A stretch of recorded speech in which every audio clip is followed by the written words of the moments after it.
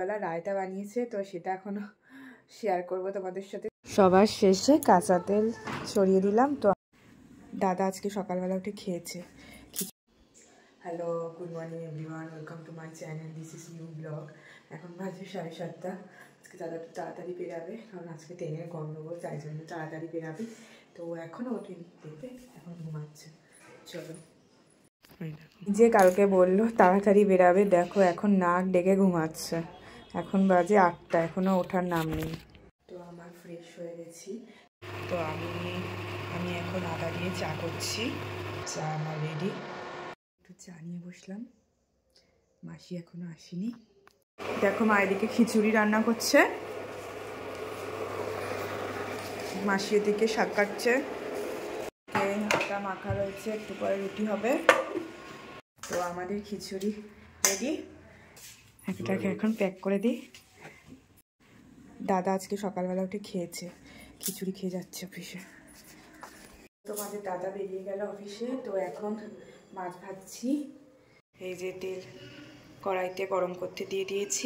আজকে ভোলা মাছ দিয়ে একটা নতুন রেসিপি হবে, সেটা পারলে তোমাদের সাথে শেয়ার করব। তো কড়াইতে আমি এখন মাছ ভাজা বসিয়ে দিয়েছি। আজকে অনেক রান্না এখনো বাকি রয়েছে। এদিকে আমি দেখো ফুলকপি ভাজা করলাম, ফুলকপি ভাজা হয়ে গেছে, এদিকে মাছ ভাজা হয়ে গেছে, আর এদিকে কড়াইতে বেগুন ভাজা হচ্ছে। আর এখনও আজকে সকালে ব্রেকফাস্ট হয়নি, আজকে হেলদি ব্রেকফাস্ট রয়েছে। তো বেগুনটা ভেজে তারপরে ব্রেকফাস্ট করব। আমার সকালে ব্রেকফাস্ট হেলদি খিচুড়ি আর বেগুন ভাজা।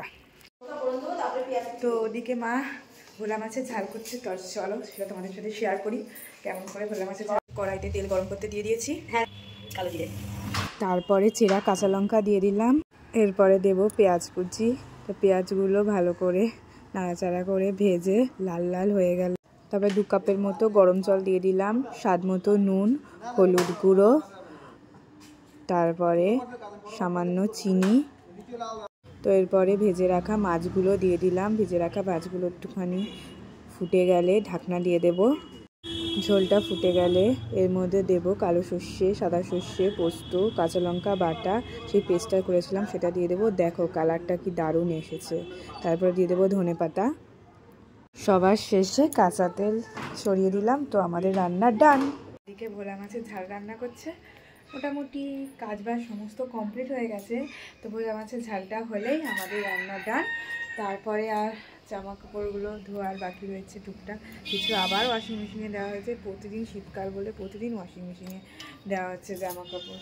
আমি এদিকে কাজটা করে নিই। এদিকে দেখো ককর ককর করে মুরগি ডাকছে। আমাদের পাশে বাড়িতে 3টে মুরগি পোষে, আর একটা মোরগ যা হয়েছে না দেখতে, পুরো একদম মোটা সোটা, খেলে যা মাংস হবে না, দারুণ টেস্ট হবে।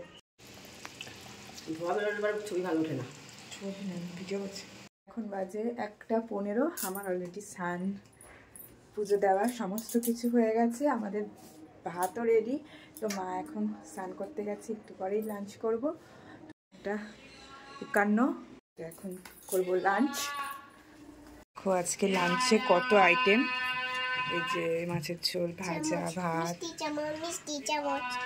2000 years later. তো লাঞ্চ করার পর আর তেমনভাবে ভিডিও করিনি।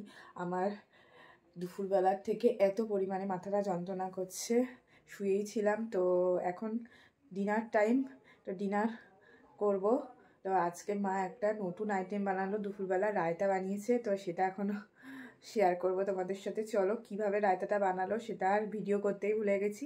তো রায়তাটা টেস্ট করব, আর ওদিকে ডিনারে কী কী আছে সেটাও তোমাদের সাথে শেয়ার করব।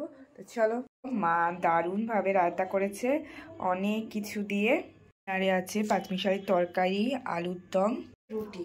তো ঝটপট করে খেয়ে নিই, তোমাদের দাদার আসারও টাইম হয়ে গেছে। দাদা আসার আগে সমস্ত কিছু আমি কাজবাজ সেরে ফেলি। ও আসতে তেমনভাবে কাজবাজ আর করতে ইচ্ছা করে না, কারণ সারাদিন তো বাড়ি থাকে না। তো রাত্রেবেলা থাকে, যে যতখানি পারি ওর সাথে সময় কাটানোর চেষ্টা করি। হ্যাঁ, তো এখন ডিনার করে নিই। হচ্ছে 11টা। তো আমাদের দুজনের ডিনার অলরেডি ডান।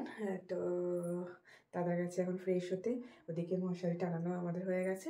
তো আজকের ভিডিওটা যদি ভালো লাগে অবশ্যই একটা লাইক করে দিও। যারা চ্যানেলটাকে এখনো পর্যন্ত সাবস্ক্রাইব করেনি তো জলদি সাবস্ক্রাইব করে দিও। Tata, good night. নেক্সট ব্লগে আবার দেখা হবে।